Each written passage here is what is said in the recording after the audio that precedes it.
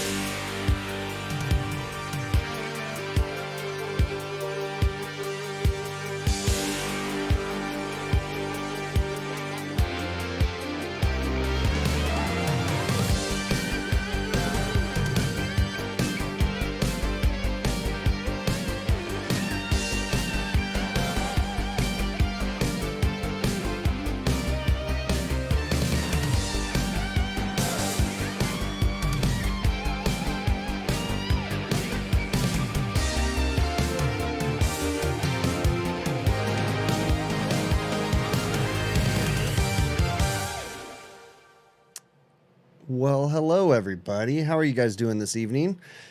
I am doing well. I think I messed something up there. Let's fix my screen just a little bit. Let me transition that over. There you go. I had some settings wrong in my streaming software and the picture wasn't quite right. So, hey everybody. Yeah, I just posted a link to Josh's channel. You guys should go check that out. I recently just found Josh's channel. He's a, if I say it correctly, Josh, you're a remediation expert, right? So you deal with all kinds of problems when it comes to leaks and air quality and air sensitivity and stuff like that, right?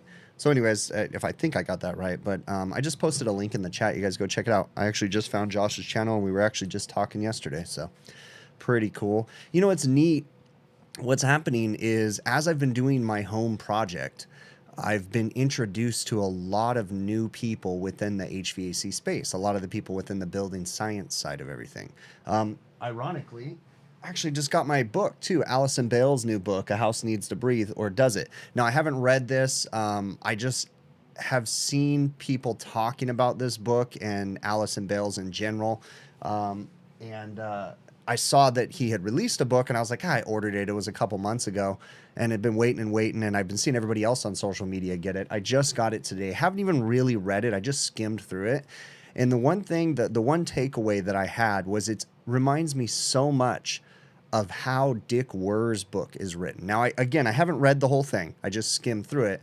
But you all know that I'm always preaching about Dick Wurr's book, Commercial Refrigeration for Air Conditioning Technicians. The way it's written is just so interesting. Like, he dumbs stuff down, but he doesn't make you feel like a dummy, if that makes sense. Okay, so that's why I like Dick Wurr's book, because I'm not a genius. I'm not a scientist. I love how, you know, Dick Wurr's just does a good job. And my brief takeaway of the Allison Bale's book is very similar. So we'll see. I'll give it a read. And I love the fact that it's a hardback. I love a good hardback book. So let me see. Slick Sloth. Do I know a Scott? Yes, I know Scott very well. Scott is a good buddy of mine. He may or may not pop in here. His name is HVAC Rookie. So yeah, Scott and I have known each other for quite a few years. Scott and I actually have a really interesting past. We crossed paths many years ago when he used to work for a particular customer that I used to do work for. And long story short, we probably crossed paths but didn't even know each other at the time. And it's just kind of funny. And then we met each other, you know, many years later as Scott got into HVAC. I think he started watching my videos or something, and then he messaged me one time, and then we ran into each other at the trade shows a bunch of times. And yeah, Scott's a good buddy of mine. So cool dude. Cool dude for sure. Let me see what else we got going on in the chat. So before I forget, if anybody is watching right now and you do have questions or things that you want me to talk about, do me a favor and throw your questions in caps lock. It'll help me to get to the questions. But that's not to say that I'm going to see every single question, because oftentimes there's a bunch of questions coming through here. So if I miss your question, feel free to keep reposting it until myself or one of the moderators tells you to stop, or send me an email to hvacrvideos@gmail.com. So the way that I structure these live streams for the new people that are in here is I usually have a Word document. I've got 3 screens right here. I have a Word document right here, has a list of questions and things that I want to address. And then obviously I'm going to try to get to everybody else's questions and comments as we go along. If I haven't done this already for the new people too, my name is Chris, and I'm just an HVACR service technician here in Southern California. Started making YouTube videos, and here we are 5 years later. Okay, so it just turned into this thing that I never planned on. But so I wanted to address something. You know, I mentioned that as I've been going through this home renovation where I'm changing my air conditioner, I've been digging into the building science. Now, let me be careful. I am dabbling in building science. I do not understand it, nor is it something that I fully feel that I'm going to be able to completely understand within the, 5 months that I've been just kind of thinking about it and then researching and learning. But I'm working my way through this, right? I'm doing blower door testing on my house. I'm doing duct testing. I'm finding air leaks. I'm fixing air leaks. I'm having friends, lots of friends help me, because I do not have all this knowledge. So my buddy Adam Muffitch from the HVAC Overtime Show is helping me to do the load calculation. He's kind of a person that I lean on for advice. And then also I've been lucky enough to become friends with the Energy Conservatory and Chris Hughes, and they are awesome people, and they have been helping me through this process, educating me. Steve Rogers, oh my gosh, Steve Rogers is such a smart dude, and it's really awesome that he takes the time to have conversations with me and help to educate me. So it's really, really awesome. And that's the cool thing about the HVAC space. If you're a cool person and you're not a jerk, which I assume I'm not a jerk, I don't know, because people still want to talk to me, for the most part, people want to help.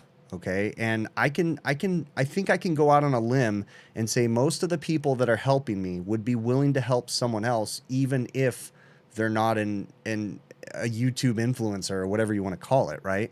I mean, of course, they're not going to walk you through every single step. I try to do the same when people send me emails asking me questions about whatever, I try to help when I can, but also, and that's something that I probably need to address, understand that I run a business, right? A normal business. And then I have the videos business. And on top of that, the most important thing is I have my family, right?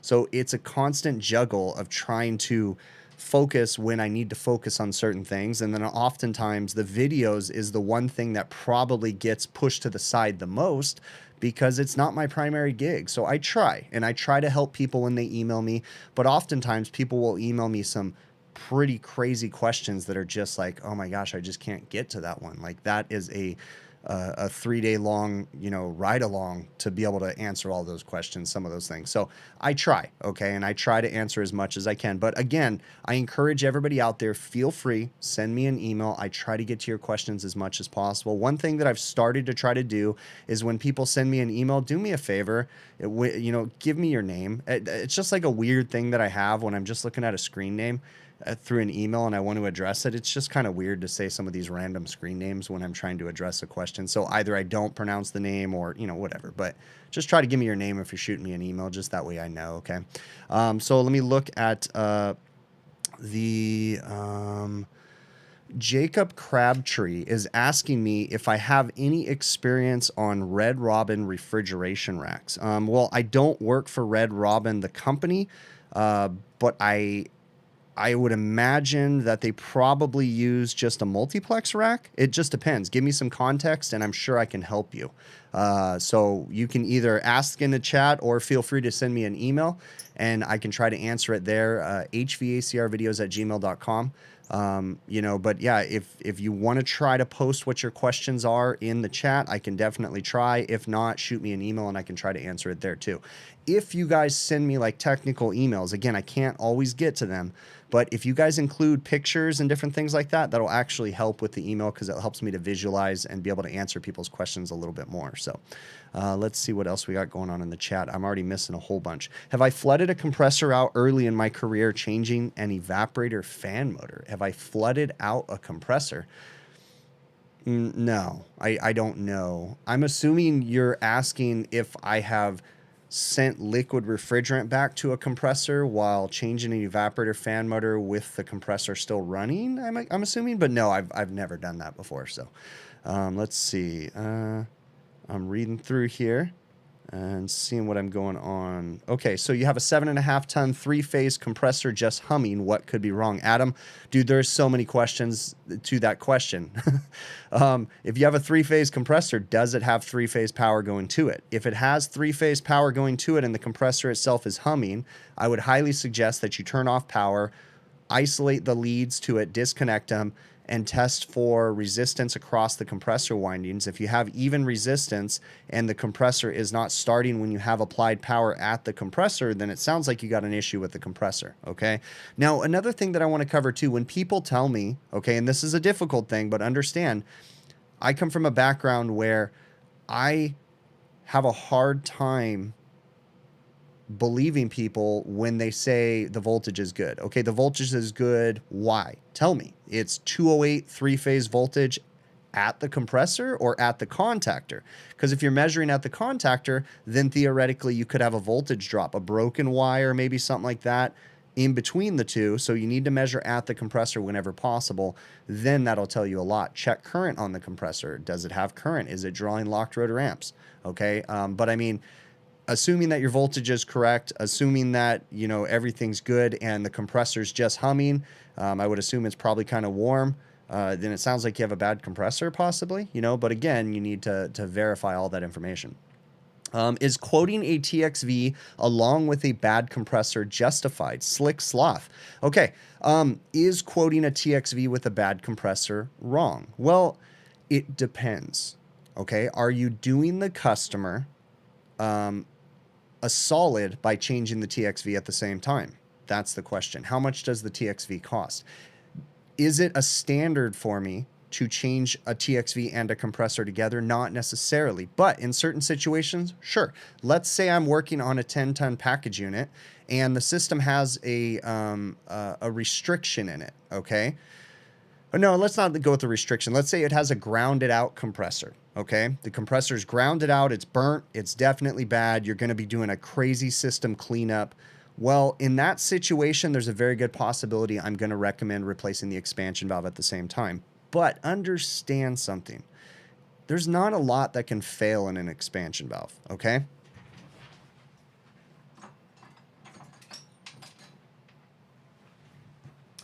Expansion valve right here, okay? This is a sporlin thermostatic expansion valve, okay?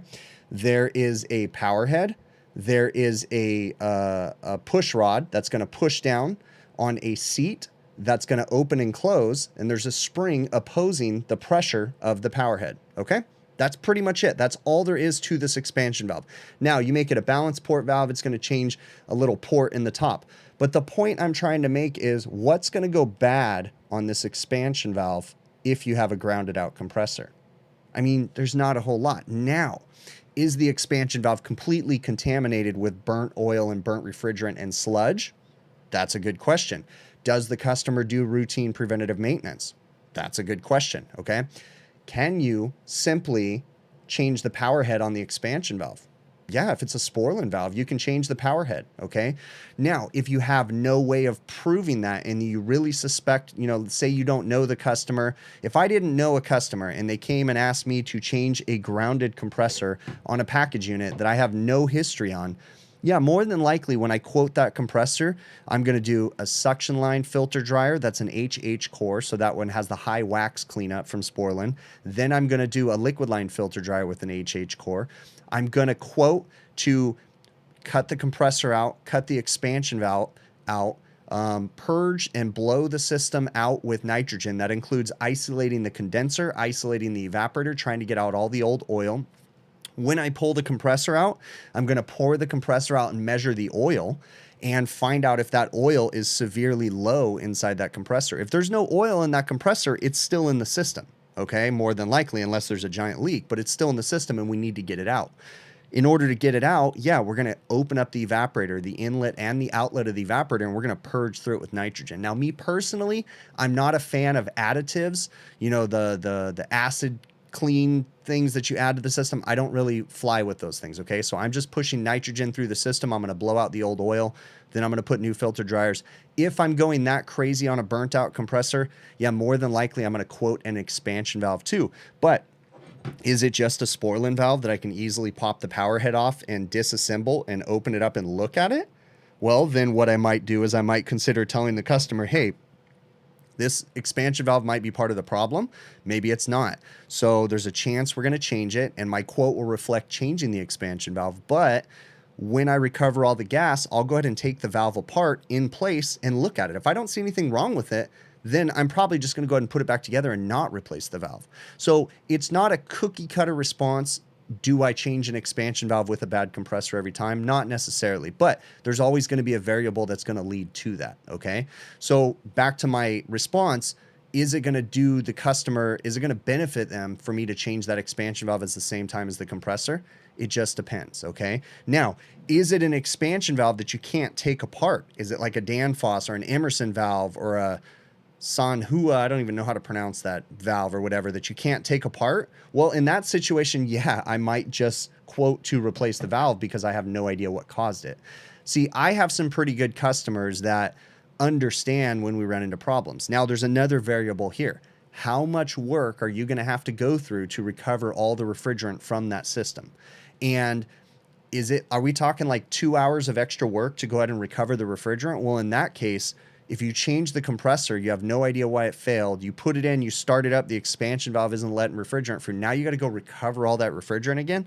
Well, in that situation, you know, again, depending on the variables, I might go ahead and just quote that expansion valve and replace it just to be done with it, okay? So it really depends.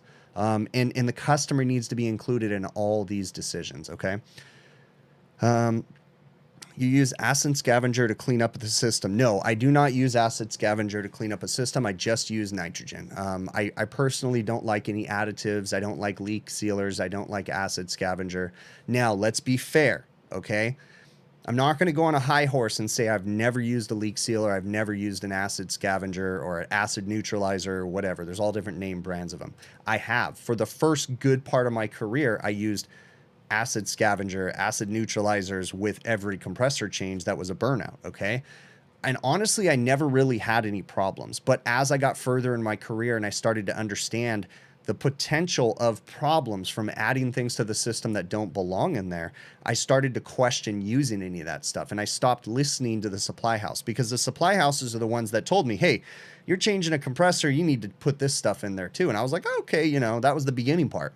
But then I started saying, no, why? Why am I going to put that in there? Because the manufacturer, Copeland, they don't recommend using that. And so for those that don't know, if you guys could understand how difficult it is for a company to get approved by Copeland to add their product to a Copeland compressor. It is insanely expensive, because what Copeland does is Copeland makes that company. So let's say you have a miracle oil additive that, you know, makes your system operate 150 times better. When you simply just add this additive to the system, it just makes it operate better, makes it more efficient. You know, it's just got some magic voodoo stuff in it, right? Well, Copeland, they'll entertain the idea. Sure, we will consider your product. But Copeland goes to that company and they say, if you want us to consider your product, you're going to have to spend a couple $1 million to have us test your product in all the situations that it might be used in. And they're going to test it in really hot conditions, really cold conditions. And here's the kicker. Just because Copeland approves your product for a low temperature refrigeration system does not mean that it applies to chillers and to all these other different refrigeration systems. And most of those additive companies, they don't pay those millions or hundreds of thousands or whatever it is. It's stupid amounts of money. They don't want to pay that because they don't believe in their product that much. If they believed in their product that much and they really were that, oh my gosh, this stuff fixes everything, then they would just pay that money and Copeland would give them the stamp of approval if it actually worked. And then Copeland wouldn't, well, they wouldn't endorse it, but they would approve it to be used, okay? A lot of these additive companies, they have misleading marketing. If you go into the supply house and you look at a leak dye sealer, right? So they have dye that does leak sealing too. If you look on the box, it'll say OEM approved. Well, what does that mean?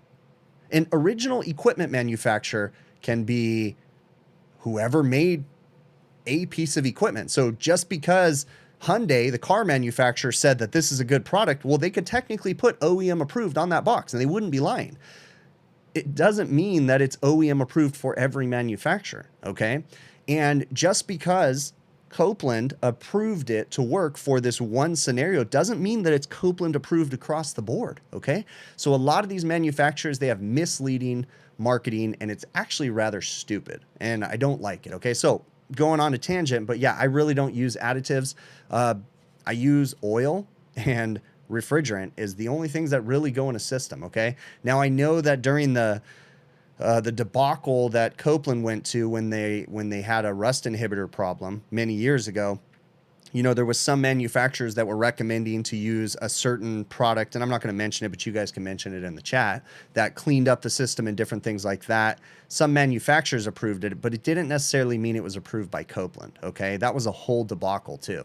What actually happened, my understanding of that situation was down the line, one of Copeland's third-party people, because Copeland would have, my understanding was they would have their compressors shipped dry and they would have a rust inhibitor in the compressor to try to keep it from rusting because it wasn't hermetically sealed and sealed up in the system. And that rust inhibitor, someone changed the rust inhibitor along the way and it wasn't approved and it just led to a catastrophe. Again, why?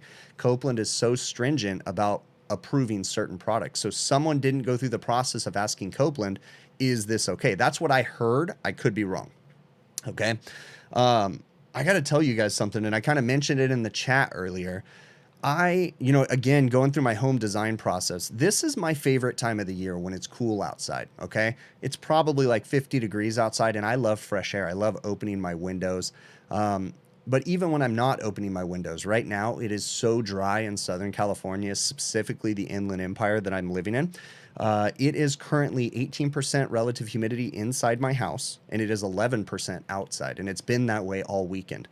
My arm itches because it's so dry, and when I scratch it, it just starts bleeding. Like, it's so ridiculous. So I'm really considering adding some sort of a humidifier to my house in my home system replacement. But the downside, the thing that I'm worried about adding a humidifier, and I don't know much about humidifiers, but I have a general understanding of how they work, is I worry about bacteria buildup and different things and calcium and different stuff like that. Now, I know you got to filter it, but we have a horrible domestic water supply at my house because I personally don't have my own well, but we have a community well that our water district pumps from. So there's actually multiple wells that they pump to reservoirs and then they pump to our homes. And it's just horrible water quality, high in calcium and other bad things too. And I worry about putting a humidifier in my house because what's the maintenance and the upkeep going to be? And then I also worry about you know, the things that can happen if a humidifier isn't maintained properly, or, you know, like, you know, is there possibility of spreading Legionnaires' disease? You know, when you're heating up water, or you know, that's what I need to do research. So I'm not the kind of person to just slap something in because someone told me to. I got to go down that deep dive to do research to find out if there's the potential of bacteria contamination, and also how much maintenance is it going to take, you know, and different things like that. But I definitely want to solve this problem, you know, definitely want to solve it. So let's go to the chat and see what I'm missing. Let me cross that one off my list. One thing I wanted to talk about. Okay. Let's see. Have I seen a stuck expansion valve, and could it flood the compressor out? Yeah, I've seen them before, and yes, it could flood the compressor out. Copeland won't even warranty a compressor if it's R22 and you use R422B. Info Warrior. I got to say this carefully, but how would they know? I mean, really, how would they know that it had 422B in it? Okay. It's wrong of you to deceive them, but I mean, how would they genuinely know that? But on their part, I understand. That's why I don't really use many of those, you know, those alternative refrigerants. I have started using 407C because I do have a lot of R22 equipment, but I will tell you something. Using 407C, I've actually run into nothing but problems because I live in a very hot, dry climate where we get to about 115 degrees. You know, in the summertime, sometimes higher, but 115 was what we hit this last summer. And every unit that I converted to 407C that was a fixed orifice metering device, all of a sudden was just tripping breakers and causing problems, and the current draw would go up super high, and the refrigerant in combination with the units just falls flat on its face with the performance when we get high ambience. It just can't handle it. The only way, and I had like 6 units that I had converted to 407C done, and there was nothing else wrong with the units. New compressors, new evaporators, because they had plugged up metering devices. We did a crap ton of them this summer, and every one of them that I put 407C in just hit the wall when it hit 115. We had to put misting devices on everything because we were just tripping breakers, running off on high current on everything. It was a pain in the butt. So I'm not a fan of using that in those high ambience. Now, I have converted systems over the 407C that had expansion valves, and we had good luck with that. But with the fixed orifice metering devices, we've had nothing but problems. So, all right, you have to replace the canister every 2 years on humidifiers as well as normal filter changes, Info Warrior says. So that's interesting. Yeah, I'm going to definitely do some research. So, in my experience, are supply houses reliable for advice, or do they seem dishonest? Dex Nation, Gracie. Supply houses. Okay, so let's answer that question carefully. What is a supply house in business to do? Push boxes out the door. Okay, a supply house is 100% about sales. Okay, inevitably, and so are we as technicians and contractors. We're there to sell whatever we're going to sell, our services. Okay, so are supply houses dishonest? Well, I can't say yes to every single supply house out there, but are supply houses going through the same issues that we are finding employees? I can say 100% yes. Okay. In my area, every supply house is having a hard time finding good, reputable employees. Now, there's lots of variables that lead to that. Same thing with normal contractors. Are they paying good wages? Do they have good work environments? There's lots of variables, but supply houses are struggling. Supply houses get oftentimes incentives from manufacturers and distributors that they purchase from. So they tend to push a certain product.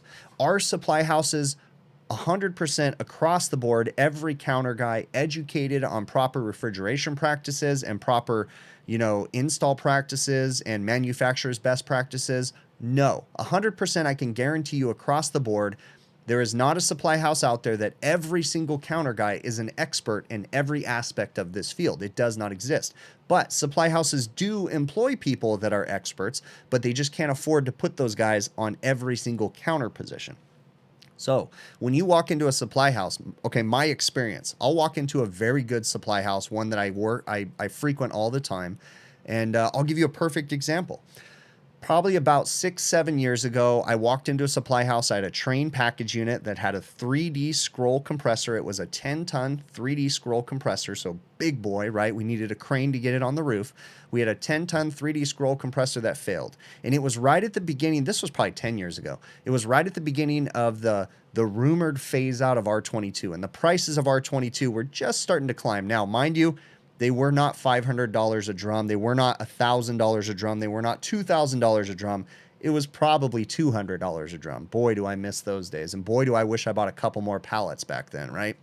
But when I went into the supply house, I was just talking to him saying, hey, you know what? I've got a Trane compressor I got to replace. I already got the compressor coming from Trane, but I'm looking for one of these new alternative refrigerants, and I just listened to the supply house. So he sold me on 427A. 427A is a refrigerant, and there's nothing inherently wrong with the refrigerant, but I didn't do my research, okay? The supply house told me it works perfect. All of our customers love it. You don't have to do an oil change. You're good to go. And I was like, so it works with mineral oil? It works perfect with mineral oil, okay? So I installed it, and within 2 days, the compressor failed. Well, I don't think there's anything wrong with the compressor, I thought. I mean, with the refrigerant, I thought. So I changed the compressor, and I thought maybe there was just a fluke, you know? So I called another crane. They lifted the compressor up, called Trane. They brought me the compressor, you know, again, and installed another 10-ton compressor. All proper refrigeration practices. Weighed in the charge up to about, you know, half a pound. Then I dialed it in from superheat because it was a fixed orifice metering device. All was well. 2 days later, second compressor fails. Something's not right here, you know? So I started doing my research. What actually happened was I didn't know this because I didn't do my research, and I simply just trusted the supply house. Trane does not approve anybody to use alternative refrigerants. At least back then, they had service bulletins saying, do not use alternative refrigerants in place of R22 with mineral oil. Do not. And what actually happened was the oil did not travel properly with the refrigerant, and it basically ruined the compressor, okay? So I trusted the supply house. They told me it was a reputable supply house. They didn't mean anything bad by it, but you know where they got their advice? From other technicians, from the distributors' reps that came out and said, yeah, buy our refrigerant. It works perfect with mineral oil, okay? So they fed me the information that they thought was correct, and I listened to them, and then it bit me in the butt. The supply house didn't pay for that compressor. They didn't pay for the labor. They didn't pay for anything. Now, long story short, I ended up getting the customer. What I ended up doing was I ended up getting the customer because I explained everything to them, and they're a very good customer of mine. And what I said was, hey, let me change the package unit, okay? It needs to be replaced. We're not going to put another compressor in this thing. And I will eat the cost of that compressor. And I just did my normal markup on the package unit, which ended up being a wash to where I didn't make money on the package unit, but I didn't lose money. So for the entire job, I didn't lose any money. I just ended up washing it out, and they let me install a new package unit. So it did cost them a little bit more money because they let me sell them a package unit, but they got it without a markup. And then I ate the cost of the first compressor, and then it was just a wash. And then I called it a learning lesson. Okay. So our supply houses misinformed. Oftentimes they are misinformed. They don't have enough time or manpower to research everything properly. That's our job as a technician. Now, when I was coming up, I was taught to 100% trust the supply house.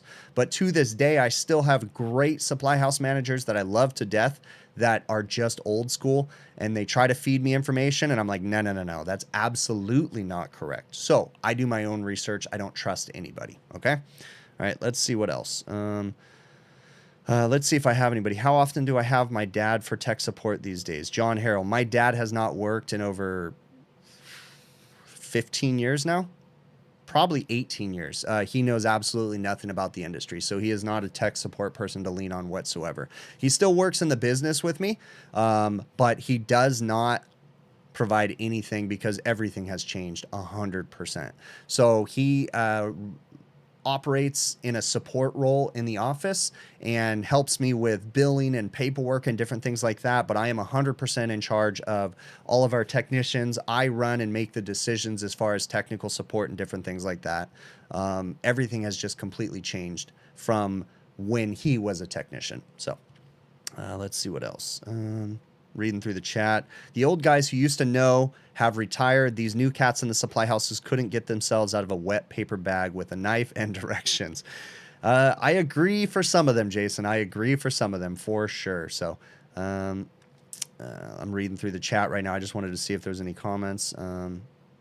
Okay, you have a Trane SCU with 3D Scrolls Factory 407C, but there's polyester oil in it. Okay, so that was the difference. Mine was a mineral oil compressor, and we were converting to 427A that said it worked with mineral oil, but it doesn't. Okay, and then that's actually something that I came to because many people tell you, many people out there will tell you that, or if you read the manufacturer's data for those alternative refrigerants, insert whatever flavor of alternative refrigerant for R22 you have out there, and it'll say in there, works great with mineral oil, okay? But if you go down to the bottom of that pamphlet, there's an asterisk, and it says, in these certain situations with high pressure drops, with long line set runs, we don't advise using this refrigerant without doing an oil conversion, okay? Honestly, if a refrigerant out there tells you that it works perfectly with mineral oil, but it's not designed for it, I mean, just don't trust those guys, okay? So all of the 407C systems that I have out there, I have either done oil changes or replaced the compressor. On the smaller equipment that I work on, and I'm talking about package units, for the most part, it's not cost effective to do an oil change on most of the smaller units because they're hermetically sealed compressors with no oil ports, so you can't add oil to them and remove oil. You got to unsweat the compressor, dump out the oil. Most of them are really old, so it's more or less smart for the customer to just go ahead and approve the compressor replacement. The new compressor will come with polyester oil. We put 407C in it, and I got no worries anymore, except for the refrigerant's performance in high ambient conditions. So let's see. What's the story with that massive circuit breaker back there? The massive circuit breaker right here is from a video. That is and it's actually not a circuit breaker, okay? So this right here, I got into an argument with an electrical supply house guy. This is a square D safety switch, okay? And this is from a Linux package unit, Linux Prodigy unit, or actually no, a Linux L series unit. And right on here, it says FH 150 amps, okay? But if you look, it says molded case switch. And if you read through it, it does not have a circuit breaker in it. This is a 150 amp safety switch. It does not trip, okay? Now, I know that they do make circuit breakers that look like this, but this is not a circuit breaker.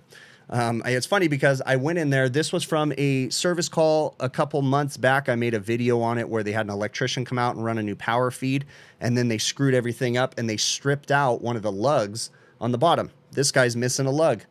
They stripped out the lug, the little screw piece that goes into the lug, and I went to the supply house to try to see if they had a lug or if I could do something, and they're like, no. Now, I know I can send this off to get rebuilt and get a new lug, but I needed it at the moment, so I ended up having to install an external aftermarket safety switch and not use this. So I just kind of have it up there as a conversation piece. I leave it up there for the exact reason that you asked me a question about it, because you gave me something to talk about on my live stream. So those are conversation pieces in the back. But yeah, it was kind of funny when I went in there because the counter guy at the supply house, the electrical supply house, was like, and I walked up and I go, do you guys have a lug for this safety switch? And he goes, well, that's not a safety switch. That's a circuit breaker. And I go, well, no, it's not. That is a safety switch and I need a lug for it. Do you have it? And he's like, well, what do you mean? He gets all grumpy. And I go, dude, I wasn't trying to be a jerk, but I said, when you immediately walk in and try to correct me and you're wrong, I'm going to say something, okay? I'm not trying to be a jerk about it. I said, that is a safety switch. And I go, what makes you think it's a circuit breaker? And he goes, well, it looks like a circuit breaker. And I go, okay, so you're assuming, and that's not correct. I said, look at it. Yes, it says 150 amps on it, but it is a safety switch. It doesn't trip. It is just an on-off 150 amp safety switch. All right. Let's see. That's a service switch that can handle 150 amps, and they're very expensive. Hardworking knows exactly what I am talking about. So let's see. It's a safety switch. See, everybody else out there knows. Okay, you replaced a RAL device, a RAL valve, on a 10-ton with 2 compressors. Damn, line set is like 200 feet long, and one circuit has 35 pounds in it, and it wasn't overcharged. Now, Jason, are they using that? Is that for like a server room that they're running all the time, and they're never shutting off? Is that why they have the RAL device on there? I'm curious because my understanding of it's so hard to pronounce that word, but the RAWL devices, RAWL, is that they essentially are, is it just a desuperheating expansion valve that just, it's like capacity control, is it not? That's my understanding of how those things work. I don't know if I'll see a response to that, but usually supply house guys are the ones who didn't make it in the trade. Info warrior. I mean, I'm sure there is some. Let's not categorize every supply house guy, because I do know some great supply house people out there. I really do have some really good friends that work the supply houses too, but there is some bad ones too. Just like service technician guys, we can joke around and say that electricians don't clean up their messes. We can joke around and say that plumbers always run their lines in our way and different things like that. But honestly, that's a small percentage of that one bad electrician and that one bad plumber. I'm sure there's plenty of bad air conditioning guys out there too that all the other trades can talk about, and vice versa. I'm sure there's supply houses out there that can say this guy brings in bad compressors all the time that are never bad, and the manufacturer keeps sending them back. So, you know, it's easy for us to point fingers and different things, but it's not every supply house counter guy for sure. Let's see. Reading through the chat. All right, cool. All right. So, this last, since the last live stream, I think I had a few videos and different things. I had the Heatcraft podcast video thing or whatever. So, there was a series of 4 interviews that I did with Heatcraft Refrigeration. I was fortunate enough to fly back out to, Stone Mountain, Georgia a couple months ago, and we did some interviews, and the first one was released about 2 weeks ago, and I'm going to keep releasing them. I have another one coming in about a week or two, and then another one in a week or two after that, and then one more. So we have 4 total. The next one is going to be, and I'm currently working on the footage. Some of it we're kind of running into problems with some of the footage and some of the audio and different things. So I'm trying my best to edit them down. But the next one's going to be really interesting because it is a research and development lab tour. So I walked through the research and development lab of Heatcraft Refrigeration. Now this is their like special projects lab where they test components for installation in their equipment. They test evaporators under crazy conditions. It was a really interesting interview, and it was really cool to be able to walk through that lab. So that'll be coming out in about a week and a half, 2 weeks or something like that. Let's see what else we got in the chat going on. It was installed due to humidity is what we were told. Whoever installed it butchered it in. Oh, okay, right on. How to scare a plumber. Dress like a broom for Halloween and trick or treat at their house. That's funny. And I'm sure they all have something to say about us too. So let's see. All right. When you find a TXV out of adjustment, do I replace the power head or adjust the valve? Jonathan Turner. When I find a TXV out of adjustment, the first thing I think is, why was this valve even adjusted in the first place? Okay. Majority of the expansion valves out there honestly don't need to be adjusted. Okay. If the valve was sized correctly and installed correctly, oftentimes you shouldn't really need to adjust it very much.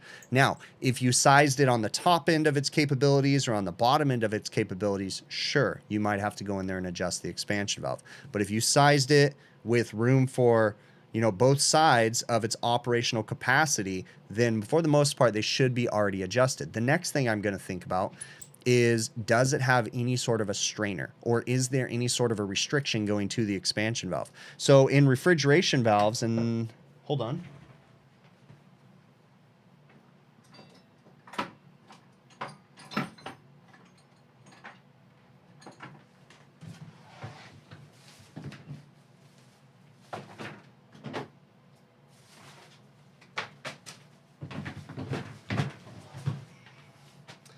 So this is a typical balance port, externally equalized. Actually, I don't know if this is a balance port. I don't think it is, but it's an externally equalized valve. It's a right angle valve. This is an older one. And you'll see right here, there should be a strainer right there, and the strainer is missing. So always check to make sure that the strainer is cleaned. I keep extra strainers in my van for the typical valves that I work on. And so I can just pump the system down to a low pressure, do a quick hot swap, pull the old strainer out, put the new one in, and then tighten it up, and then just clean the other one later and then reuse it later down the line. But always check your strainers first. Next thing, if I decide that the valve does need adjustment, we're going to look at the system's refrigerant pressures. We're going to look at the evaporator sizing and all that good information. Make sure it's not iced up. Again, no pressure drops or anything like that. Then I'll go in and adjust the valve. No, I'm not going to replace it just because it needs to be replaced. Am I going to change the power head because it needs to be adjusted? No, not necessarily, because think about the purpose of the power head. The purpose of the power head is that it has a constant pressure. Well, it has a pressure in it that reacts to temperature. So it's going to push down on the diaphragm and oppose the spring pressure on the bottom and open and close the valve because of that. Well, it's going to open the valve, right? So if a valve needs adjustment, typically it's not going to be a power head issue. Now, if the valve is not feeding correctly, if you try to adjust it and it just doesn't feed, well, then maybe the power head might be bad. In that case, depending on the situation, I might pump the system down and change the power head if it's a sporlin power head, because it's removable and you could just pop it off, right? Change the power head and then try that. But yeah, I will try to adjust the valve. And if it doesn't react to my adjustments, and if it, do the research, find out if the valve is sized right. If it's sized right and you're having to close the valve all the way down or open it all the way up, then something else is going on and you need to dig into it further. Hopefully that answers your question for you, bud. Am I a Roblox or Minecraft fan? No, my kids are, but I'm not, Landon. No, I don't really do any video games. I did just get a PlayStation for the first time since I was a kid. I'm a grown man and I ordered a PlayStation. I mean, whatever. But it's funny because I ordered old school, right? So I ordered a PlayStation and I'm like, all right, what games would my kids want? Because I have teenage daughters. And I'm like, what games do you guys want? And they told me these ones and I ordered those games. But then I got myself Gran Turismo. So that takes me back to my PlayStation days when I was a kid, because Gran Turismo was my favorite game. So I'll give myself about 20 to 30 minutes a day and I play Gran Turismo for a little while, and that's about it. But I'm not a huge gamer person. Honestly, I get like motion sickness, so I can play the race car games, but I can't play other things like first person stuff. It makes me sick. So do I ever work on chillers? No. The biggest you ever worked on was a 2,000-ton water chiller, 6-inch output shaft. You could only start every 15 minutes. The sound when you start it was very loud. I could only imagine, bud. I would love to see that kind of equipment. No, I've only ever worked on light commercial refrigeration and air conditioning. So 30-ton package units and lower, and 5 horsepower condensing units and lower. I've worked on a few parallel racks, but I'm not well versed in it at all. So let's see. Reading through the chat. You was told CMS is finicky with having a CAC. I don't know what that means, Frost. Oh, you're saying journey. Okay, you're answering someone else's question. Okay, got you. Reading through here. Adults playing games is no issues. No, it really isn't. I mean, whatever floats your boat, right? It just is fun for me. It's like old school, Let me see. Let's see. Fun fact, Gran Turismo Run and Grand Theft Auto came out a month apart. Gran Turismo released 7 this year, and GTA 6 is a while off. Yeah, I don't know which one I got. I think it's like the 25th anniversary, something or other. I think it might be 7. I don't know. I have no idea. All right.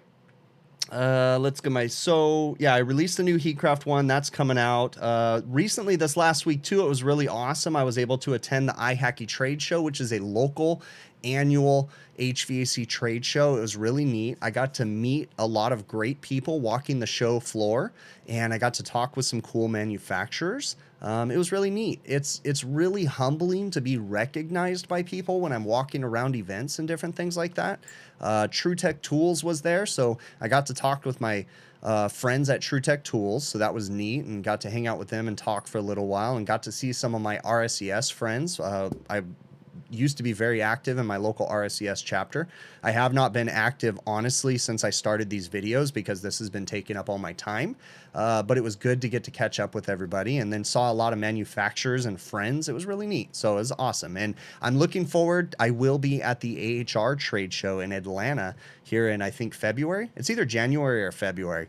But I'm going, so I'll be there, and that'll be fun too, getting to talk with all the manufacturers. I'll be spending time at the Sporlin booth and the Refrigeration Technologies booth, and maybe some other booths too. So it just depends. It'll be a 3-day event. I'm going to be there actually 3 days before the show and a day after the show. So I'll have plenty of time there. So interesting. If you guys haven't heard yet, there was some really interesting news that came out. First off, this last week, I got a press release from, of all things, Heatcraft Refrigeration sent out a press release and notified me that Copeland is no longer going to manufacture their CF compressors or their CR hermetic compressors. So those are typically, I think, like 1.5 horsepower up to like 3-4 horsepower compressors. Those are the medium temp and the low temp hermetically sealed compressors. They're the reciprocating compressors. Yeah, Copeland's no longer going to manufacture those. Wow, that is a huge thing in the industry right now. That means that we're going to have to be doing scroll compressor conversions. And you really, really, when you're doing that kind of stuff, are really going to need to pay attention to the performance data of the scroll compressor and make sure when you're converting one of Copeland's CR or CF compressors to a scroll that you follow the Copeland mobile app for their recommendations. They do have, and I'm sure they'll figure this all out, but they have conversion recommendations for cross-referencing from one compressor to another, and you're really going to need to follow that stuff, because if you don't, you can't just rely on the supply house to say that use this compressor. You need to do some of that research yourself. So that's something really big. And then on top of that, about a week and a half ago, I read a press release that Emerson, the parent company of Copeland Compressors and White Rogers and Sensi and all the different HVAC controls and compressors. So Emerson is selling off all of their climate divisions. They sold off 55% of the company to a private investment firm, Blackstone Partners, I think is what it was. And I think they said they sold it for, was it $14 billion or something like that? But it's interesting because Emerson is no longer going to have a controlling interest. They're only maintaining like the press release that I read said like 45% of the company. So we'll see where this goes. I've heard that it's going to allow for more innovation in Copeland compressors and different things like that. But I don't know. This kind of worries me. I don't know about you guys, but the private equity buying up the entire industry right now is getting kind of scary. So what was it? A couple years ago, Johnstone's co-op, like all the owners of Johnstone, because they're like franchise, they did some sort of a sale where they sold the majority of their company to a private investment company or something like that. Or I think United Technologies or something like that. Someone bought Johnstone, right? And then now Emerson Climate is selling all their stuff out. And what concerns me, and then you have all these private equity groups that have bought up all the residential and commercial companies. At what point do those companies start merging and controlling the industry? I know that's conspiracy talk and stuff, but that is a little disheartening to think like, okay, does that private equity company that bought Emerson Climate Division, do they have any interest in residential supply house or residential service companies? Do they have any interest in commercial service companies? That's some interesting stuff to think about, right? So that's some interesting news about the industry for sure. So let's see what we got going on in the chat right now. What's the biggest walk-in that I've ever worked on? Biggest walk-in? I'd probably say maybe 4,000 square foot walk-in, maybe 3,000 square foot, somewhere in that range, maybe is probably the biggest. Probably dual 3-4 horsepower condensing units running, each half of the box or something like that. It's been a long time since I've worked on anything that big though. Are the CR and CF the piston ones that look like flathead engines? No, they don't look like flathead engines. They look like giant pots, and they're oval shaped and tall. So they're not, they are piston driven, but they are not semi-hermetic compressors that, you can unbolt and take all the way apart. They're totally welded, piston driven, hermetically sealed compressors. So, all right, I answered that one. You were in a walk-in that was the whole building. It was 57,000 square feet. That's pretty interesting. You get into some of the warehouse style work and you'll see those big ones for sure. So let's see what else we got going on here. If you have a long line set, do you have to upsize the receiver? Yeah, definitely. If you have a long line set, well, you don't necessarily have to upsize the receiver, but you have to make sure that the receiver is sized appropriately for sure.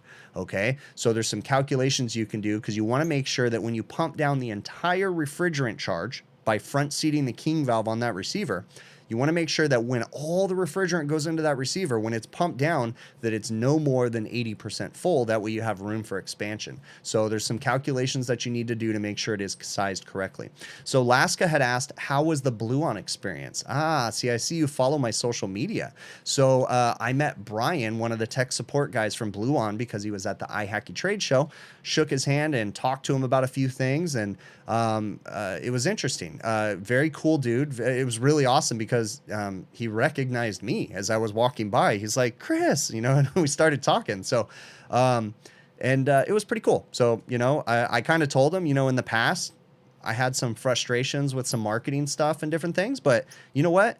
That was in the past, and I've got no hard feelings. It is what it is. I'm really interested in what BlueOn's doing these days and their tech support stuff. So I kind of asked them about the whole tech support thing and like, you know, where's this going? And it was pretty cool. Really nice guy, and I look forward to having some more conversations with him soon. So let's see what else we got going on the check. How to check the winter charge on an insulated receiver, HVAC boy.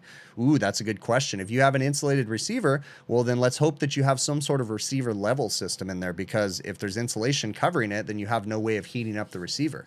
So maybe there's a float in there. Maybe there's sight glasses in the receiver. I don't know. You know, that's a good question. But if it's completely insulated and there's no sight glasses and different things like that, you're kind of SOL. So let's see. Blackstone is generally known for leveraged buyouts with follow-on sales, divide and sell off. Interesting. Let's see if that works or doesn't. You know, I don't know.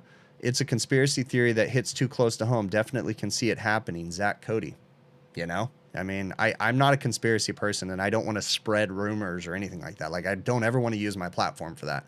But maybe I shouldn't have said that. But that's something that kind of made me feel a little uncomfortable. So those Cascade reefer units are pretty cool. Only worked on a few. I've only worked on one, and I walked up to it, and it was a scientific Cascade unit that had multiple condensing units and all kinds of fancy controls. And my gosh, there was so many relays and different things on that unit. And in all honesty, it was very early in my career, and I was smart enough to tell the hospital that had called me out there, like, look, guys, like, I'm sure I could figure this out, but I wouldn't do you any justice, and I'm not going to make any money trying to work on your equipment. So I highly suggest you call a company that specializes in your scientific type refrigeration equipment, and I let them take care of it. So I knew when to walk away, okay? So I used to do work for a hospital customer, and you got to be careful, because some of that equipment has millions of dollars, if not more, of vaccines and medications. And sometimes some of the stuff is invaluable, you know, because maybe it's a experiment that they're doing, or maybe there's samples in there that they're testing other people's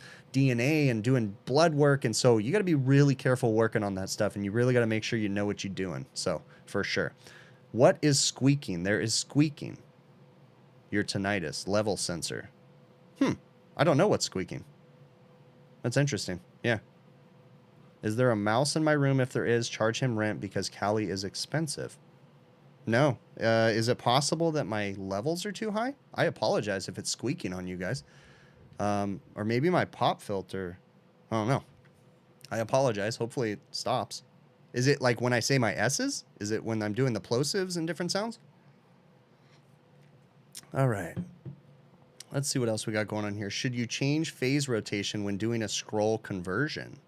Should you change phase rotation? It depends if it's phase dependent. Is it a scroll compressor that's 3-phase and you got to get the phase rotation correct? Well, sure. You need to make sure it's going in the right direction. If it's a single phase compressor, there's not much you can do. So how do I do inventory? You are in the Stone Age and writing everything down. Jonathan, I'm in the Stone Age too, dude. I'm a small company, so it's not too difficult for us. Let's see.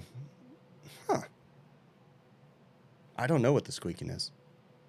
I think it might be me whistling when I'm talking. Yeah, that's interesting. Yeah, I don't know. I apologize. So I'm trolling you guys. Yeah, I don't know. I have no idea. Okay, one of the more common questions that I get quite often, and I did another video where I had an iced up walk-in cooler, and I just have to address this, okay? Why in the heck do we not have door switches or door alarms on our equipment, or curtain strips on our walk-in doors? Why do I not sell those to my customers? They haven't wanted me to, okay? Here's the deal. When you're dealing with these chain restaurants, I have installed door alarms in the past. The customer, the cooks will just put duct tape over the door alarms, okay? An alarm is not going to stop them from propping the door open, okay? They break the alarm off the wall. These restaurants are having a hard time finding kitchen staff, and they don't want to work any harder than the kitchen staff wants to work, okay? It's basically that kind of an environment, and the customers just don't want to spend the money. Curtain strips, the moment that we sell them curtain strips, they end up just ripping them off or folding them up and over and out of the way, so they just become irrelevant. I would love to sell the customer all this different products But you also have to understand something. I try to inform my customers. I try to tell them, hey, you know, we should really do something better here. We should really eliminate this. Let me install a door alarm. But I'm in business to fix their equipment, and I'm only going to go so far trying to convince them. Other than that, I'm just going to keep going out and making money de-icing their equipment. I mean, it's a fine line. If they want me to sell them a walk-in door alarm and walk-in curtain strips and air curtains on the door, sure, I'll do it. But, you know, it's kind of beating a dead horse because half the time they don't want us to do it. They just don't. So, you know, I can only do so much when it comes to that. What about a door switch that kills the power to the equipment? Well, there's a lot of variables that's involved in a door switch that kills the power to the equipment. If you're working on a walk-in cooler, it might be just as simple as killing the solenoid valve, the liquid line solenoid valve, but that's not going to turn off the fans. Now, the refrigeration has stopped, but is the customer still going to be, ooh, it's cold when they walk in the door? Yeah. So they're going to be inclined to prop the door open. The other thing that's going to happen is you have oftentimes very scared kitchen staff, and they think that they're going to get locked in the walk-in door, like, you know, they're afraid. And it's really difficult to convince them. Okay. I've seen customers that walk in and keep one foot out and they'll just reach and grab something because they're afraid they're going to get locked in there. I've seen customers prop the doors open with chairs because, well, I don't want to get locked in the box. It's like, you're not going to get locked in, you know, it has emergency door releases and stuff. So who knows? All right. Sell them a DVD on how to use a walk-in. That'd be a smart thing to do. Michael Lingfelter says, you work for Tech24 company. You're owned by HCI Venture Capital. Yeah, I remember when you guys actually got bought out by HCI. It was a while back, but I remember that. When am I going to have a pineapple party? Are you referring my pineapple teacup right here that says Chris, that my buddy Bill Russell from the HVAC Overtime Show got me? Yeah, my wife will not let me have a pineapple party. Plus, I'm not interested in having a pineapple party. Maybe we'll have a pineapple-themed meetup where everybody wears a pineapple hat, but there's no freaky stuff going on. Yeah, we'll probably do that sometime. So I had, about the door switches and stuff. If you're trying to install a door switch on the walk-in freezer, it's pretty complex. You know, you need relays and different things to shut the entire equipment down. It's not just as easy as breaking a wire because there's just a lot of complexity in installing door switches and making sure that they can handle the current and all those different things. So most of the times the customers just don't want it. Trust me, I'd love to sell the customer all kinds of stuff, but they just don't want it half the time. So Fit for Strength says, you've been in residential for 12 years running your dad's company. What's the best way to branch out and learn something new in your industry? Books, my friend. Download, read, purchase books. I am not in the building science side of the industry, but I'm intrigued by it. I'm replacing the air conditioner in my house, and I'm investigating and learning about building science. I ordered this book right here. I have no affiliation with Allison Bales, but I'm interested, so I read it. You want to learn refrigeration? Hands down, from the air conditioning side, whether it be commercial or residential, purchase this book, Commercial Refrigeration for Air Conditioning Technicians by Dick Wurz. This book is an amazing book. It's not hard to read. It's very well written, and it's for the person that understands the refrigeration cycle in general and understands how electricity works, how you can jump into the commercial side. This will teach you. Great, great books. Research, join the Facebook groups, email, watch YouTube videos, ask YouTubers. There's lots of great stuff, and always want to be bettering yourself for sure. Alaska says he wonders what Bill did to this cup before he sent it to me. Yeah, that's true. I washed it in really hot water. Okay, so that's interesting. I mentioned watch YouTube videos. Okay, so a commenter had emailed me saying that they learned more from multiple YouTube channels, and he named off a few, and mine was one of them, than he actually did from school. And that's a bummer. If you're learning more from YouTube than you did from school, well, then the school didn't do a good job, okay? And I realize oh, guys, I know what the squeaking is. I just found it. That's what it is. I am trolling you. I fidget with things. I just realized it, and I'm fidgeting with my pen. My apologies. I'll put the pen far away from my hands. I apologize. I was messing with you guys, or I wasn't intentionally messing with you, but it was me. So I apologize. That was me that was making the squeaking sound. My bad. Okay. Let's see. So yeah, it's a bummer if you're learning more from YouTube videos than you are from a traditional education. I realize that there's some bad schools out there, but schools need to do a better job. And I think it's very important that you have a formal education, whether it be just a certificate or even like, I don't even have a certificate. I went to my local trade school. In fact, I actually ran into my teacher. Actually just ran into him at the Ihackie trade show this last week too. But I ran into my teacher a couple years back, and he asked me, he was talking to me, and he's like, so you have your degree, right? And I was like, no. And he goes, you have your certificate, right? And I'm like, no. I was like, I only need 2 classes. I need to take technical math for air conditioning and a welding class. And he's like, dude, he goes, you're hurting the school by not getting those, because they need those certificate completions. And I'm like, oh, my bad. I just never did.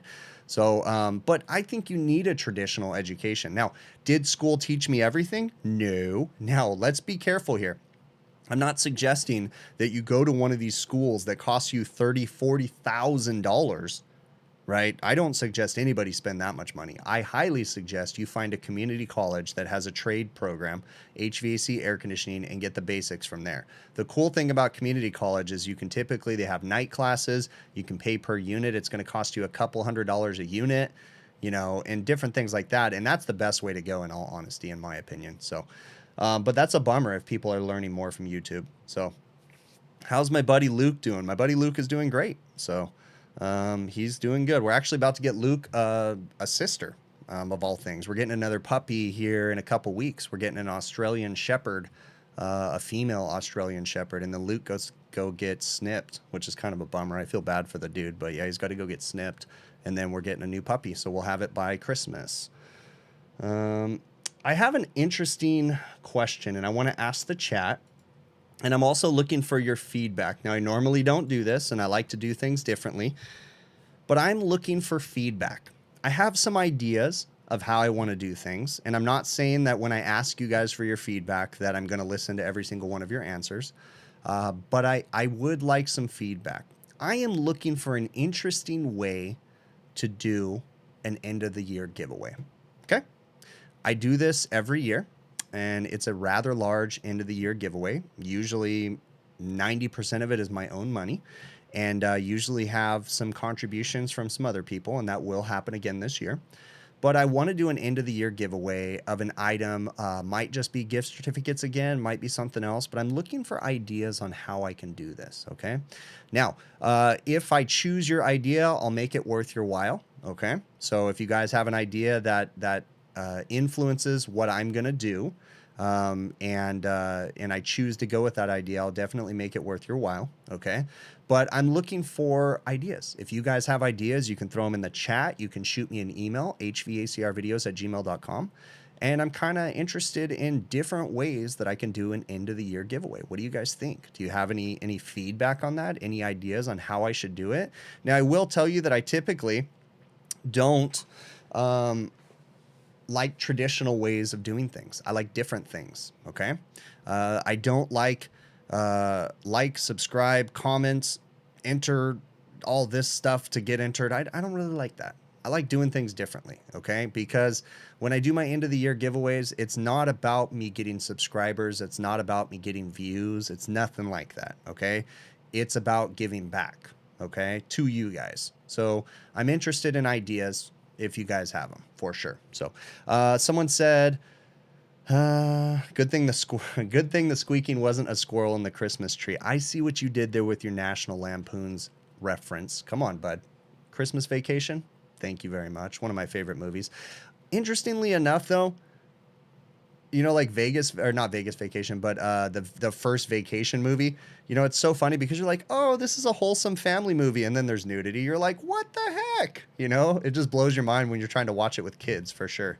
Let's see. Good thing. Let's see. Where does a guy go to learn about how to size equipment for walk-ins, BTUs, horsepower? Thanks, James. Lots of reading, my friend. There's lots of softwares out there that'll help you do it. Lean on sporlin, sporlin.com. Go to sporlin.com. They have their let's see. What is it? Let me look it up real quick. So I'm forgetting names right now.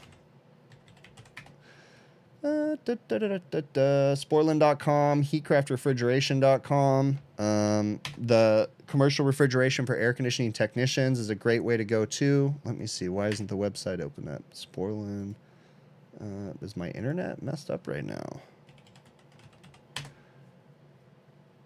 Something is going on. Yeah, my internet is not wanting to let me research this. But virtual engineer at sporlin.com should be able to help you to size different things, but you need to do some reading. So how I learned how to size equipment was by using the old Copeland manuals. Right here, this is the old school Copeland manuals. These are antiquated Copeland refrigeration manuals, and you'll see that I have little tabs on here. And these tabs were from when I was in school, and it teaches you about pressure drop, fitting sizes, total equivalent length, all that different stuff. This is a great resource. The Heatcraft Engineering Manual is a great resource about sizing equipment. Commercial refrigeration for air conditioning technicians is another great resource for sizing equipment. Those are all great references. If I haven't answered your question enough, or if I missed anybody else's questions, feel free to send me an email to hvacrvideos@gmail.com. So let's see. Do not announce the winners at all. Just ship it, then ship out random boxes with nothing in them. Alaska. You know, there's people. There's people, and I don't need people out there to name who they are, but there is people that just get random stuff for no reason from me too.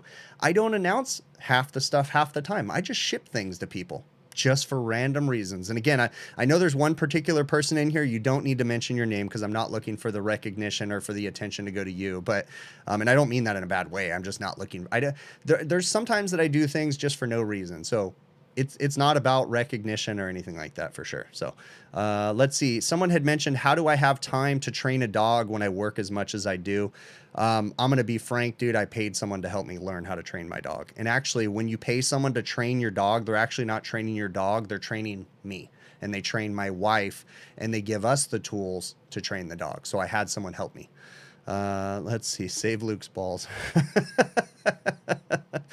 On what to give away or style. No, style.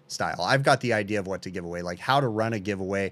And let me tell you that I can't do traditional giveaways. I can't do a contest that people enter and different things like that, because there's so many laws and rules and different things like that it just makes it impossible. So email me a nugget of info and best tips or info.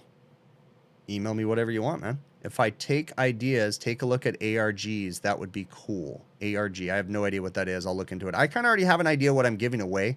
But yeah, I'm always looking for it. Let's see. Am I looking for, can I change from an LG to a Copeland scroll? Yeah, you can.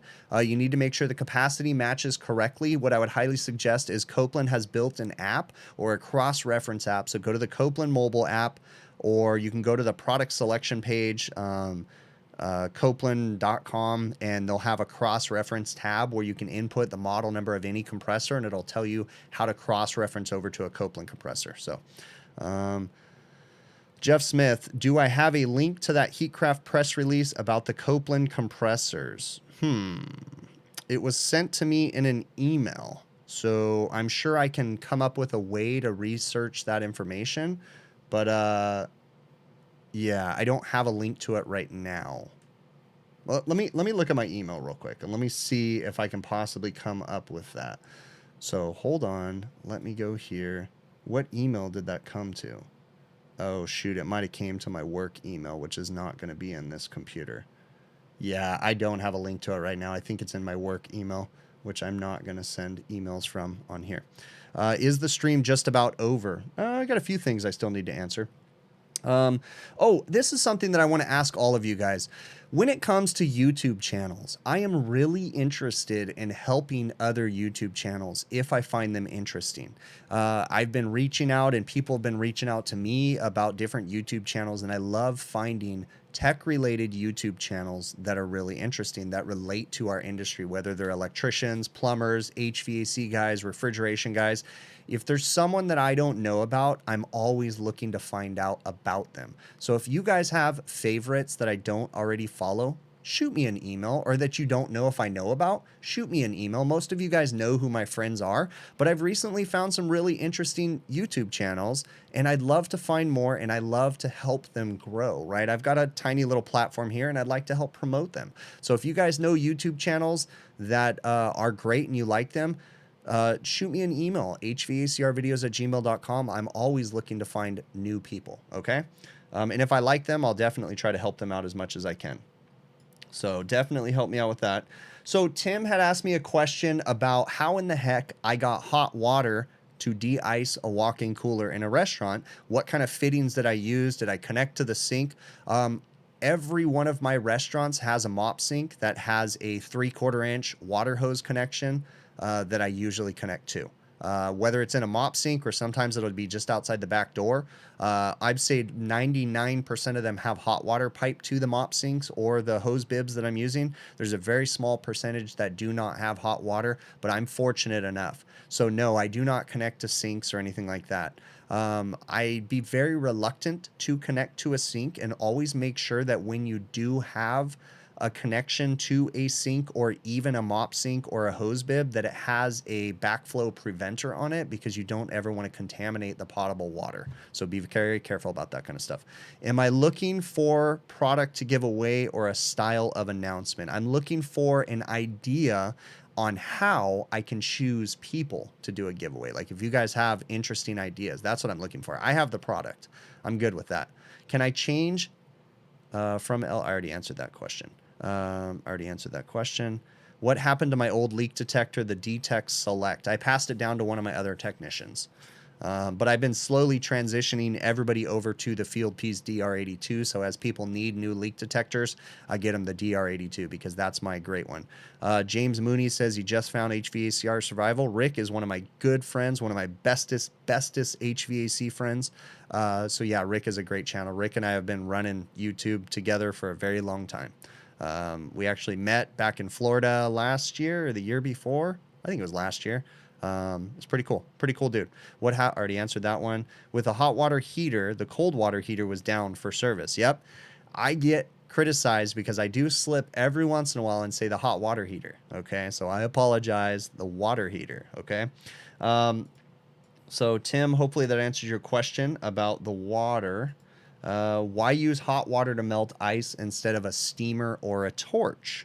So I had someone recently reach out to me saying, hey, why don't you use a steamer? I've had several people reach out to me saying, why don't you use a torch to melt the ice?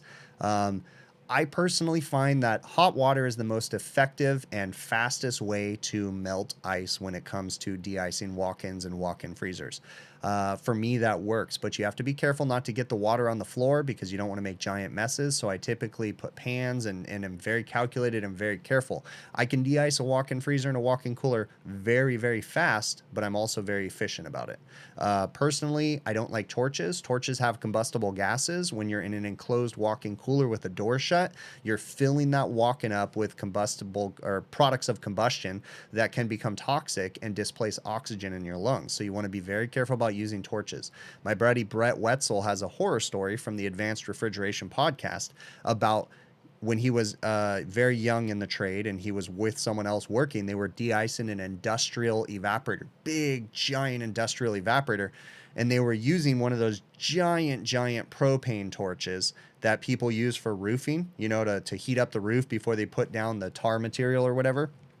And some bad things happened when using that. So you guys will have to definitely go check out the Advanced Refrigeration podcast, find Brett on all the social media platforms, and ask him to tell that story.